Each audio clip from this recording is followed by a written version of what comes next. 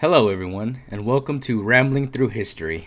My name is Jacob, and today we're going to talk about Rome's most underrated reasons to why they won wars. Now, this is something that I do not think a lot of people touch on, and not a lot of people realize.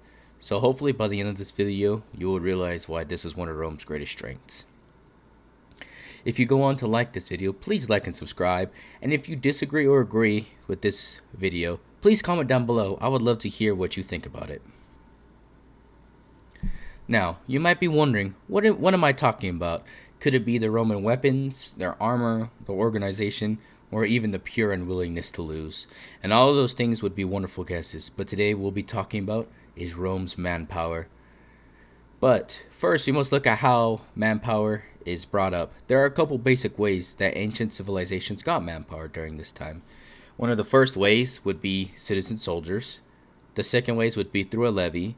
Third way would be professional soldiers, and the fourth would be mercenaries. Now, you might be asking yourself, how is Roman manpower in my eyes the reason why they were able to dominate so much? Well, let's take a look at some battles, especially from the Second Punic War. Not only do we see the devastating losses from battles like the Battle of Trebia, where over 20,000 were killed, the Battle of Trasimene, where over 20,000 were killed, and the Battle of Cannae, where over 67,000 men were killed, which is an absolutely massive number to imagine in today's standards, and I couldn't even imagine what they thought of it in those times. Those losses would have been absolutely devastating to any other civilization.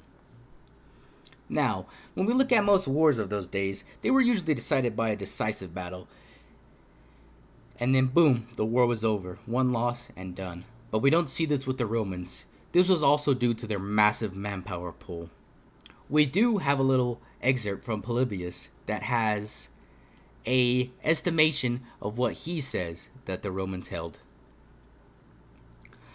Polybius goes on to say, the total number of Romans and allies able to bear arms was more than 700,000 foot and 70,000 horse, while Hannibal invaded Italy with an army less than 20,000 men.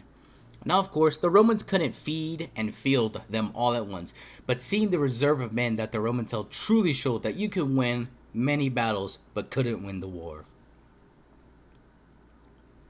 As we continue on to the fact that most empires or kingdoms, or whatever you would like to call them, surrendered to one battle, we can look at the Battle of Magnesia in 190 BC, where the Seleucids lost 16,000 men, and they still surrendered. Now, those are relatively small losses compared to the Romans, but they couldn't even handle raising a new army and to continue the fights.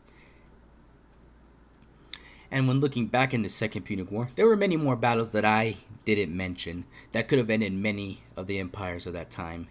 Hannibal alone was said to kill over 200,000 Romans and her allies in just a couple of years. This would have absolutely made any other place crumble. And we haven't even mentioned the immense loss of life that the Romans held at sea, because the Romans and the Carthaginians were separated by the Mediterranean Sea. And of course, one last aspect that I imagine that many of you have been waiting me to speak on is Roman allies. Rome's armies were at times almost 50% allies. Now, this leads on to Rome's smart political agreements, which allowed it to call upon a even greater amount of manpower than most could.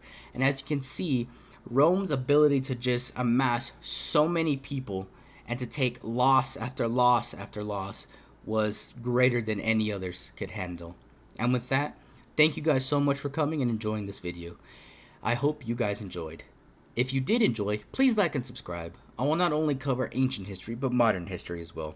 And I hope you will come back and enjoy it with me. Please feel free to comment down below whether you agree or disagree, and any other reasons why you think the Romans were so superior during these times, or at any other times that they were very superior. If you know of any other topics you would like me to speak on, please let me know, and I will begin to work on that as soon as I can. Thank you very much, and have a wonderful day.